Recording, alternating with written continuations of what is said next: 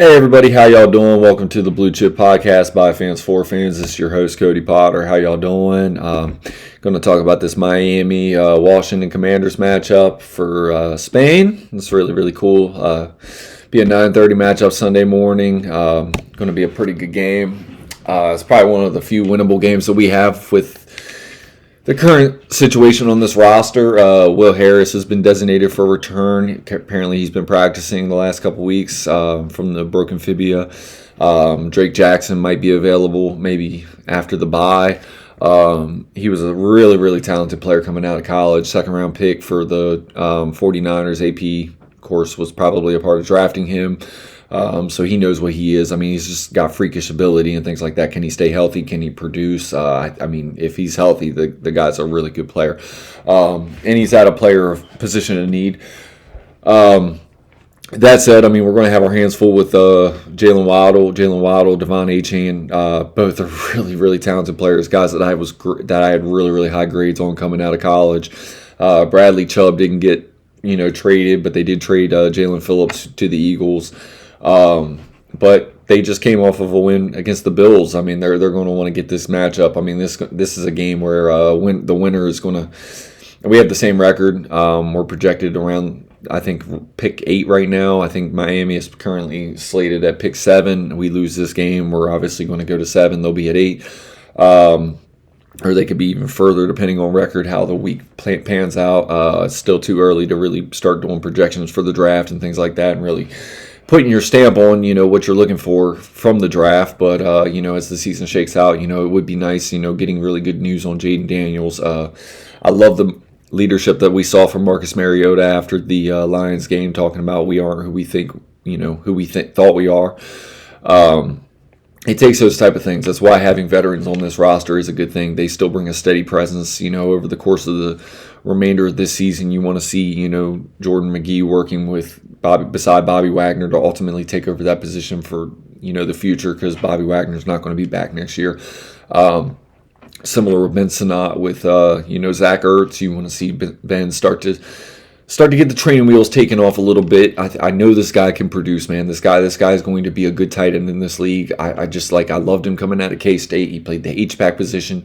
If you really want to know how to use Ben Sinnott in the best way for going forward, I mean, you got to look no further than the Colts, the way that they use Jaylen Warren. Jaylen Warren played the same exact position at Penn State. Of course, Jaylen Warren was a top pick. He was a top pick for a team. Ben Sinnott was a second-round pick. He ultimately was like the 4th player that we drafted in that class. You got to get more out of a second-round player, especially at the tight end position. But tight end, this is going to be kind of the narrative of this show is what has AP done? Everybody's starting to lose faith on AP. Everybody wants to talk about the staff. But, when you look at the way that Dorrance Armstrong was grading out at edge, Dorrance Armstrong is not TJ Watt, but he was grading out in the top tier of the NFL, just like Dante Fowler was in the pass rushing department. The coaches are scheming guys. It's not like we have guys that you don't have to scheme or scheme against. We are scheming them up. When we have a healthy roster, these coaches do a pretty good job of putting guys in the position to excel with their talents. We still are not in the point of this roster rebuild that we have the guys throughout the roster. You don't have to scheme them up. You scheme to transition to, transform what they already do based off of what teams already know they are. This team is going to have a rough game in Miami. Whether we win or lose, I would love to see this team compete. I would love to see this team start to play together. There are guys that I expect before the end of the season to start having a more impact on this roster, whether it's Mikey Samerstill. Deebo Samuel has been playing up even regardless of, the team's success. Mikey Samerstill is a guy that we can start to see him start to make the plays. You saw him against Amon-Ra St. Brown in coverage this past week against the Lions. You saw him have like 3 or 4 wins. Mikey Samerstill is a good player. Cornerback takes time to develop. Cornerbacks tend to peak around year 2, year 3. Mikey Samerstill will be year 3 next year. I expect him to have probably one of the best years of his career next year. Trey Amos, Josh Connerly Jr. had his best game against the Lions, against Hutch and Co., against the Detroit Lions, and they're a very good team. They're very hard. They rush the passer very well. So again, AP has a vision for this team. He drafted Jayden Daniels round 1. He drafted Josh Connerly Jr. this year.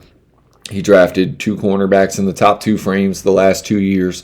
So at the end of the day, what does this tell me? This tells me that he has a vision. He understands the development time at certain positions.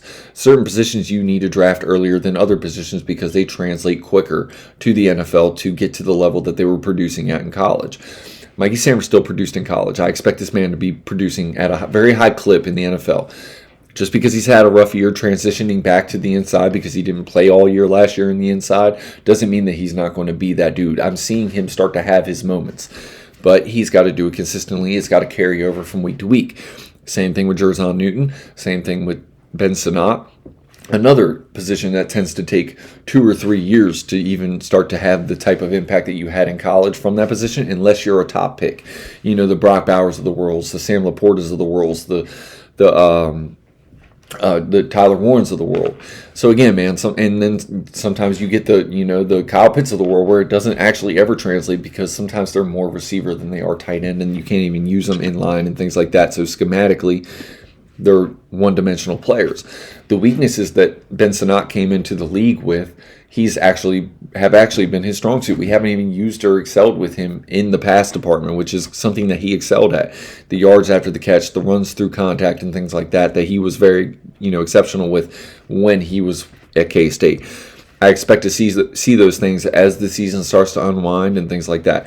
Treylon Burks is a very talented player, wide receiver. There is youth on this roster, and you need to start seeing the youth of this roster start to be what translates in. Seeing Josh Connerly Jr. at the halfway point of the season starting to have his best games after he went through the gauntlet of edge rushers that he went through the first couple weeks of the season, and he was grading out pretty bad, and he was giving up a ton of pressures, giving up, I think, 3 pressures against the Detroit Lions and then having no sacks. That's starting to show development. From what I saw from him in training camp, being the first guy out on the field and the last guy off the field, because I was there, I saw it personally. These are the type of things that you can build around. These are the type of things. Offensive tackle takes a couple years. Quarterback takes a couple years.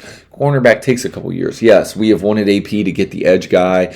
We haven't addressed the defense. Well, a lot of those positions that he hasn't addressed early with premier level draft picks, a lot of those positions tend to translate a little bit quicker to the NFL, like the edge position, like running back, like linebacker. So if he was to take a couple of those guys at those positions this offseason, those guys would probably, and they're projected to have a more immediate impact on this roster. So the fact that he has drafted the hardest positions to develop in the NFL coming from college to the NFL, and we've seen some success at each one of these players' positions, whether it's Trey Amos, whether it's Mikey Sammer still, whether it's Jayden Daniels or Josh Connerly Jr., then him adding in Laramie Tunsil at the other left tackle spot, which is the hardest position to fill in sports besides quarterback. Again, AP has a plan. Miami is going to be a game, whether we win or lose, whether there's things to take out of this game. We would like to see this team compete. We would like to see Jaylen Lane continue to excel. There are moments in the game where momentum changes in the NFL. When you have a healthy defense and your defense is capable of playing up to the level that we would hope going forward our defense will be able to do after this offseason and just things like that with better health and a normal season going under the way, that moment that Jaylen Lane had in the Detroit game could have been a momentum-changing play. It could have been a big moment for this team. We were down 2 touchdowns, and then you see Jaylen Lane get the catch up the seam. We go down and score. That re-energizes the defense on a normal team without all the injuries that we have. Those are the moments that you're trying to see this team build off of and continue having going forward. Jaylen Lane being a rookie, being able to attack teams up the seam was something that I've been talking about ever since training camp. I was like, dude, his speed from the slot position going up the seam, that's something this team didn't have before.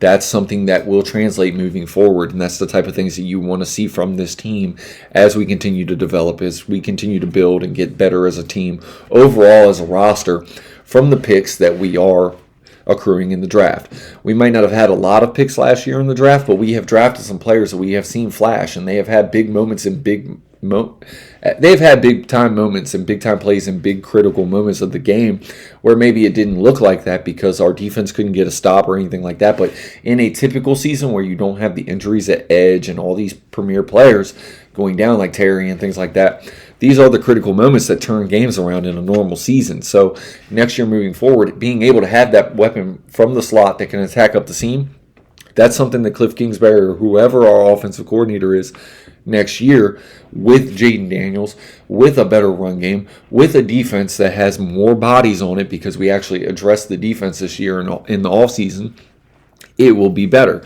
We have young players at the defensive tackle position that can play really good, impactful football. When we start to accrue edge players that actually fit our scheme, that are actual difference makers, whether it is Ruben Bain Jr., Kendrick Falk, the Texas Tech edge, dude, there's so many of them to name. There's a ton of edge players that are in this draft that could come in day one and have an immediate impact on this team. Cassius Howe. It's pick your poison this year in the draft. Last year there were a bunch of high-end edge players, but they all in some right had their own questions, whether it was the size. Some of them guys were 235, 240 at edge. They're not going to have an impact in the run game. That is not what Adam Peters is looking for this team. That's not what Dan Quinn is looking for this team. So adding one of those players just to pick an edge player, while they can scheme it and they can make him versatile in the pass rushing department, but they still got to pull him off the field in the run department, that's not what this staff is looking for. That's not what they've ever had. So again, picking a player that doesn't fit your scheme when there's a player that at a different position that takes a little bit more time to develop, that's a smarter investment long term for this team, because once you have infused this roster collectively throughout the team, Josh Connerly Jr. will be playing high premier level offensive tackle upside. Then you have the edge on the other side. Both of them guys working together and growing together on this roster, it's only going to make it better. So as the talent level of this team goes up, you will start to see these guys having more critical impacts on this team long term, and it will be more consistent. Injuries have slumped us this year. It is what it is. Take the blessing. Let your youth continue to develop. Get them on the field and get them reps, meaningful reps moving forward. So next year when they are asked to do a certain thing and have those responsibilities, they have either done it or that you have to replace them moving forward. Or maybe in this draft, you're in the third round, there's a Whit Weeks or somebody like that available, like the Georgia linebacker, or Chris Rodriguez or Jacob Rodriguez from Texas Tech at the linebacker position that's sitting there staring you in the face. Well, you go best player available because you haven't seen that other guy make the snaps. Or maybe drafting the Jacob Rodriguez and adding him with Jordan McGee allows you a scheme diversity with Frankie Louvu and things like that moving forward, that you took a weakness position and made it a strength. And that's what you're trying to do as a GM. You're trying to look at this roster moving forward. What is going to be the best thing long term? What is going to be the best thing that's going to help us immediately? I think this year we're actually going to be able to make selections at certain positions that are going to help us more immediately in the draft. That will also be long-term pieces going forward. Like I said, it could be David Bailey, it could be Kendrick Falk, it could be Ruben Bain Jr., it could be Jeremiah Love and getting a dynamic running back.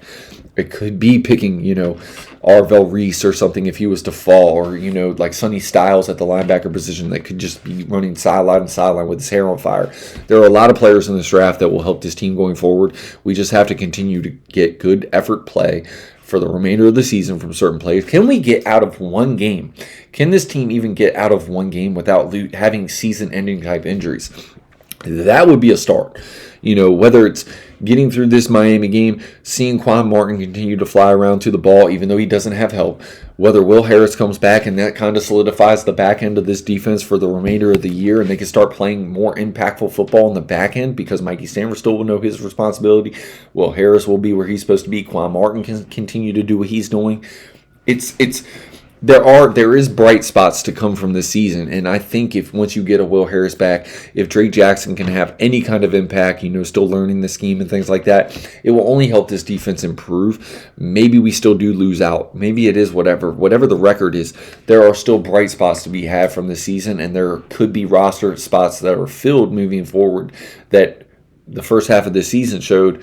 Maybe we didn't think we had that guy on the roster. Maybe we do have the guy on the roster, and maybe there aren't as many holes on this roster moving forward because guys healed up and they showed the last half of this season that they deserve a spot moving forward, regardless of wins and losses. So again, this Miami game is going to be critical for this team. There's a lot of good things that can come. Luke McCaffrey's out.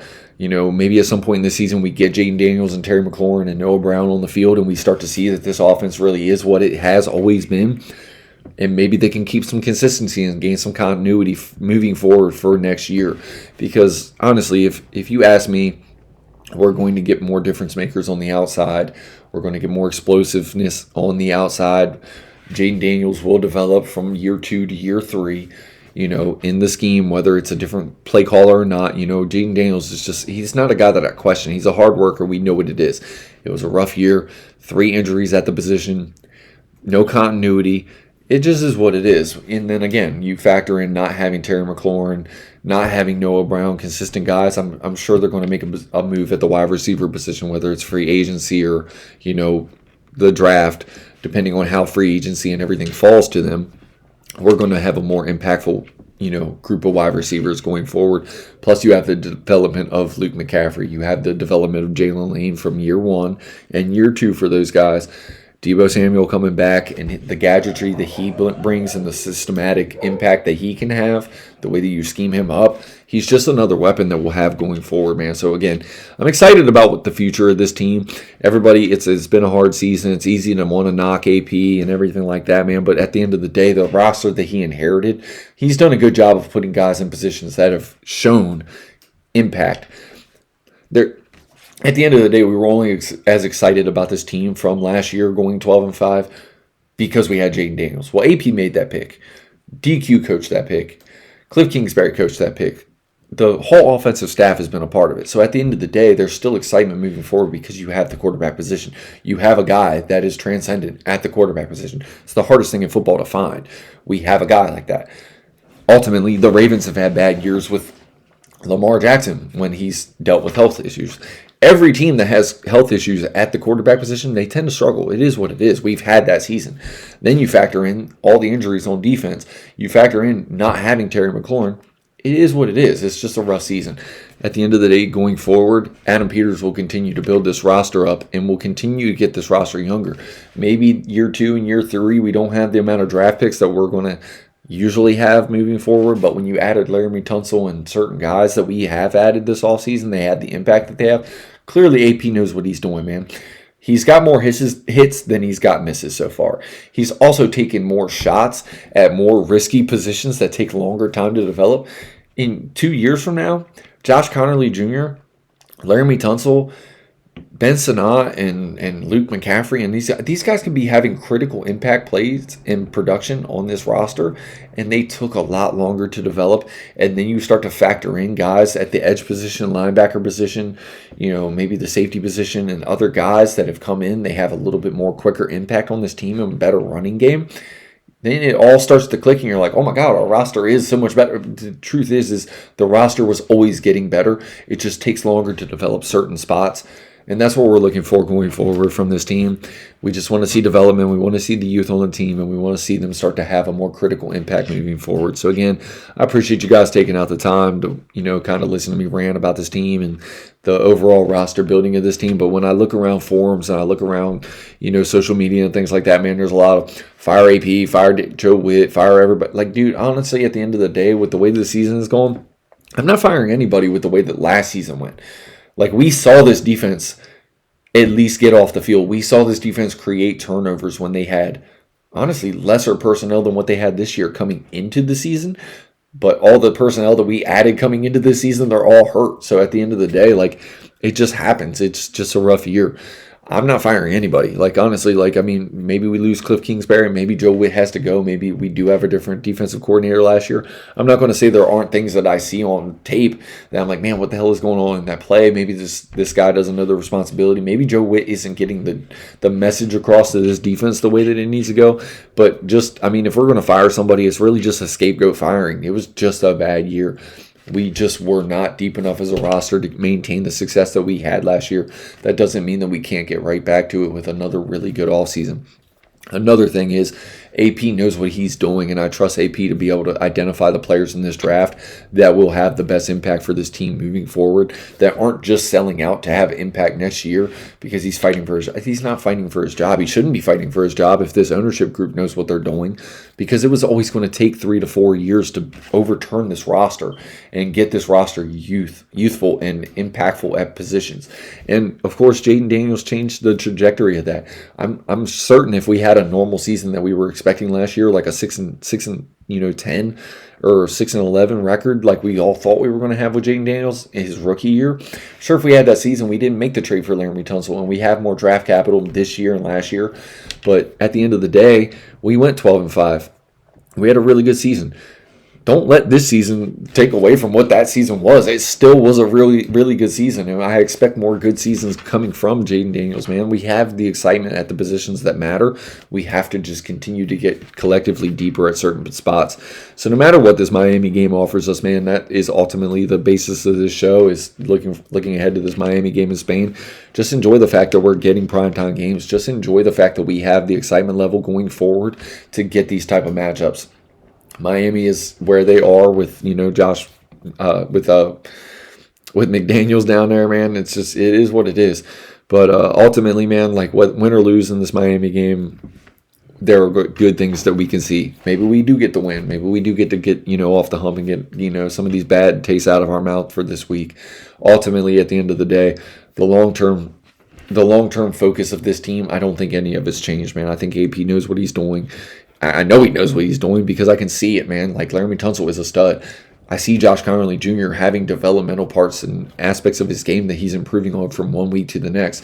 As he gets comfortable playing next to Sam Cosmi, who's coming back from an injury in his own right, that side of the offensive line is going to be really, really good.